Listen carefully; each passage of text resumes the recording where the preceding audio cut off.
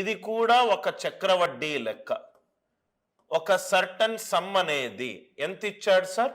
3,45,600 రూపాయలు అనేది 4,39,400 అయింది.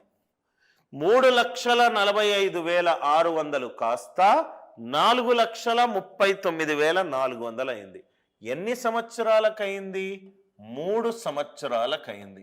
ఓకే, 3 సంవత్సరాలకైంది. టైం పీరియడ్ గనక ప్రతి సంవత్సరాన్ని నేను విడగొడితే ఇది 1 ఇయర్, ఇది కూడా 1 ఇయర్, ఇది కూడా 1 ఇయర్. టైం పీరియడ్ సేమ్ ఉంటే స్కేలింగ్ ఫ్యాక్టర్ సేమ్ అవుతుంది.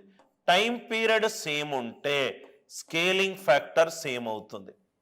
అంటే ఇక్కడ పి, ఇక్కడ పి, ఇక్కడ పి, పి క్యూబ్ వచ్చింది. అంటే దీన్ని సింప్లిఫై చేసి అండర్ రూట్ వేస్తే చాలు, క్యూబ్ రూట్ వేస్తే చాలు. అంటే 3,45,600, 4,39,400. సింప్లిఫై చేద్దాం. ఫస్ట్ 2 zeros పోయింది. 3 1s are 3, 1 1 5 2, 3 1s are 3, 3 4s are 12. ఇది 4 + 3 7, 7 + 9 16.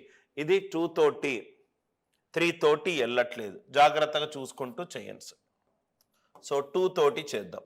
2 తోటి చేస్తే 2 17s are 2 17s are 2 28s are 2 21s are 2 9s are 2 9s. Yes, దీనికి ఇప్పుడు క్యూబ్ రూట్ చేస్తే cube root of 1728 is to cube root of 2197.